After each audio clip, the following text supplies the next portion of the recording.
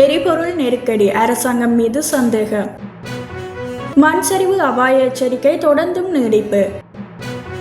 மோட்டு கட்சியில் மீண்டும் இணைந்த முன்னாள் ஆளுநர். மின்சார கட்டணத்தில் ஏற்படவுள்ள மாற்றம் தொடர்பில் வெளியான அறிவிப்பு.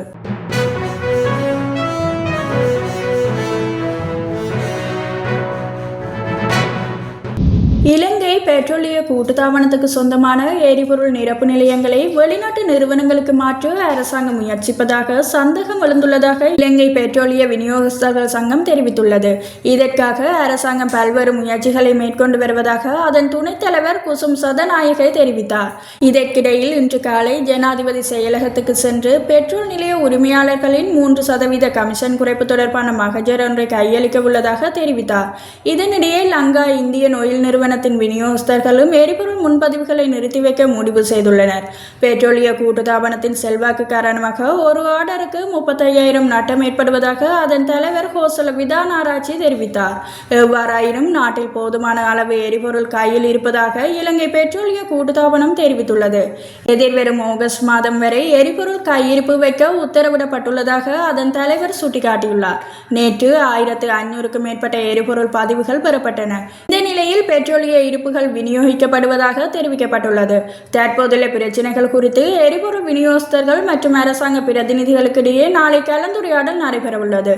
இதன்படி நாளை காலை 9 மணிக்கு கலந்துரையாடலில் பங்கேற்பதாக பெட்ரோலிய விநியோகஸ்தர்கள் சங்கம் தெரிவித்துள்ளது.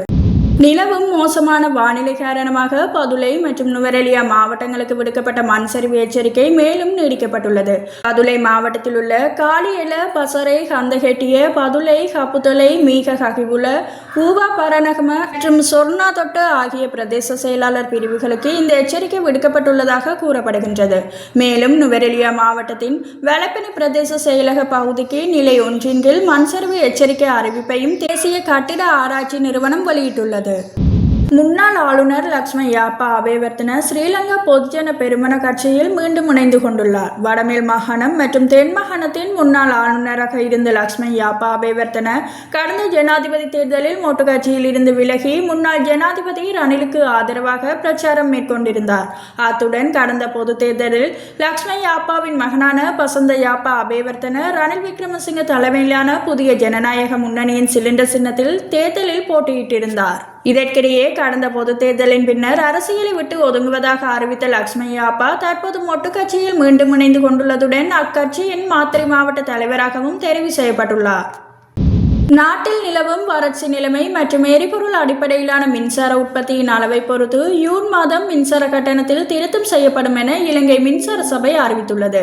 பொது பயன்பாடுகள் ஆணைக்குழுவின் பரிந்துரையின் பேரில் நாட்டின் தற்போதைய விதிமுறைகளின்படி மின்சார கட்டண மாற்றங்கள் ஒவ்வொரு 6 மாதத்துக்கு ஒருமுறை மேற்கொள்ளப்பட வேண்டும் என இலங்கை மின்சார சபையின் பேச்சாளர் பொறியியலாளர் தாமிக விமலாரத்ன தெரிவித்தார்.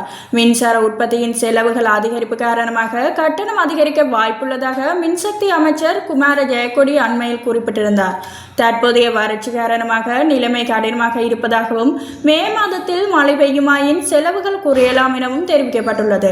தற்பொழுது எரிபொருளை கொண்டு மேற்கொள்ளப்படும் மின்சார உற்பத்தியின் அளவு வெகுவாக அதிகரித்துள்ளதாக சுட்டிக்காட்டப்பட்டுள்ளது. இதேவேளை எரிசக்தி அமைச்சின் செயலாளர் பேராசிரியர் உதயங்க ஹேமபால வருங்கால மின்சார கட்டண மாற்றங்கள் பற்றிய எந்த உத்தியோகபூர்வ முடிவும் எடுக்கப்படவில்லை எனவும் இது வானிலை நிலைமைகளை பொறுத்தே அமையும் எனவும் தெரிவித்துள்ளார்.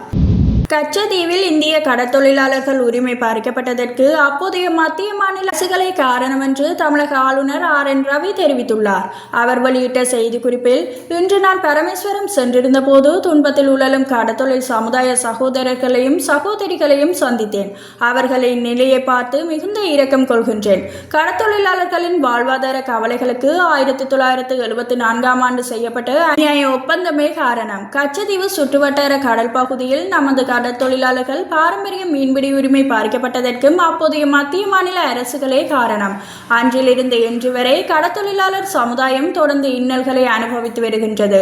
மத்திய மாநில அரசுகள் இணைந்து செயற்பட்டு இலங்கை அரசால் கைது செய்யப்படும் கடற்தொழிலாளர்கள் பிரச்சினைக்கு நிரந்தர தீர்வு காண வேண்டும். மத்திய அரசை குறை கூறுவதற்கு பதிலாக தமிழக அரசு ஆக்கப்பூர்வமான அணுகுமுறையை மேற்கொள்ள வேண்டும் என அவர் தெரிவித்துள்ளார்.